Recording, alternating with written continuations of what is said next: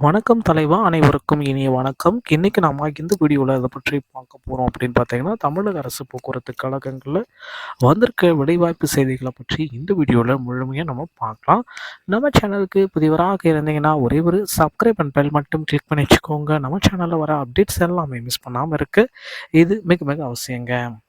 போக்குவரத்து கழகங்களின் சமரச பேச்சுவார்த்தைகள் தோல்வி. தொடர் தோல்வி காரணமாக கழக ஊழியர்கள் வரும் 9ஆம் தேதி முதல் ஸ்ட்ரைக் செய்ய. ஸோ தொழிற்சங்கங்கள் வந்து பார்த்தீங்கன்னா, கூட்டமைப்பு இந்த தகவல் குடுத்துருக்காங்க. வரும் 9ஆம் தேதி முதல் தமிழகத்தில் ஒரு பஸ்ஸும் ஓடாது. இது வந்து அதிகாரப்பூர்வ அறிவிப்பா போக்குவரத்து கழக தொழிற்சங்கங்கள் அறிவிச்சிருக்காங்க. ஸோ இனிவரும் காலங்கள்ல நீங்க வந்து பார்த்தீங்கன்னா, முன்னெச்சரிக்கையா இருந்துக்கோங்க. இந்த பொங்கல் வந்து பார்த்தீங்கன்னா, போக்குவரத்து பஸ்கள் இயக்கப்படாத பொங்கலாக ஆகும் அப்படின்றது கொண்டு முன்னுதாரணமா குடுத்துருக்காங்க. ஸோ கவலையே பட வேண்டாம். போக்குவரத்து கழகத்தில முக்கிய முடிவுகள் எல்லாமே அமைச்சர் சிவசங்கர் அவர்கள் எடுத்துருவாரு. ஸோ போக்குவரத்து வழக்கம் போல் இயங்குமான்றது விரைவில் நாம எதிர்பார்க்கலாம். அது மட்டுமே கிடையாது. போக்குவரத்து கழகத்தில புதிய காலி பணியிடங்களுடைய அறிவிப்பையும் அமைச்சர் சிவசங்கர் அவர்கள் பொங்கலுக்கு பின்னாடி வெளியிட போறதா சொல்லியிருக்காங்க. தற்சமயம் வந்து பார்த்தீங்கன்னா, நடந்து முடிந்த தேர்வு.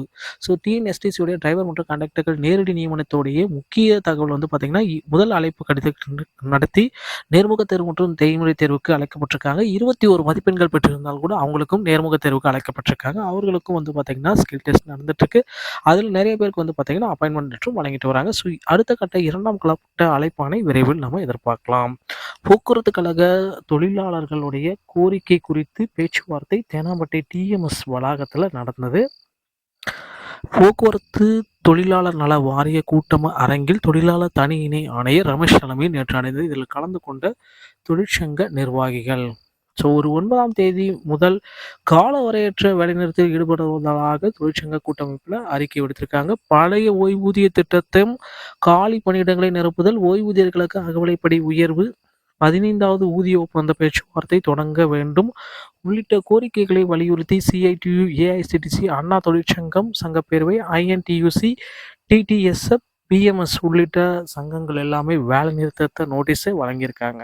ஸோ பல்வேறு தரப்பட்ட சங்கங்கள் எல்லாமே வேலை நிறுத்த நோட்டீஸை வழங்கியிருக்கிறதுனால மக்கள் எல்லாமே அதிர்ச்சி அடைஞ்சிருக்காங்க. ஸோ இனிவரும் காலங்களில் போக்குவரத்து இல்லை, பஸ்கள் வந்து பார்த்திங்கன்னா ஓடாது அப்படின்னா மக்களும் கவலைப்பட வேண்டிய டைம் தான்.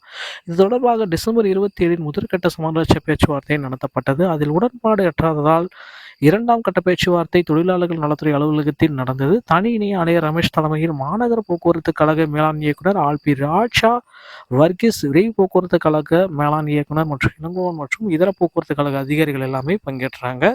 ஸோ மாலை 4 மணி அளவில் பேச்சுவார்த்தை தொடங்கிய நிலையில் ஓய்வூதியர்களின் கோரிக்கைகள் முன்வைக்கும் தங்களையும் அனுமதிக்குமாறு ஓய்வூதியர்கள் சங்க கோஷம் எழுப்பினர். ஸோ இதுக்கு வந்து பார்த்தீங்கன்னா, அந்த பேச்சுவார்த்தைகள்ல தீர்வு எட்டப்படல. அதனால உடனடியா வந்து பார்த்தீங்கன்னா, நாங்க போராட்டத்த நடத்துவோம் அப்படின்னு சொல்லியிருக்காங்க. ஸோ இதற்கு எதிர்ப்பு தெரிவித்த தொழிற்சங்கங்கள் 8 ஆண்டுகளுக்கு மேலாக ஓய்வூதியர்களுக்கு அகவிலைப்படி உயர்வு வழங்கப்படவில்லை. இதற்கு தீர்வு காண மேலும் அவகாசம் கேட்பதை ஏற்க முடியாது. இந்த பிரச்சனையில் தெளிவாக முடிவெடுக்க முடியாத பட்சத்தில் வேலைநிறுத்தத்தை நோக்கி செல்வதை விட வேறு வழி இல்லை அப்படின்றத போக்குவரத்து கழக ஊழியர்கள் குறிப்பிட்டு சொல்லிட்டாங்க.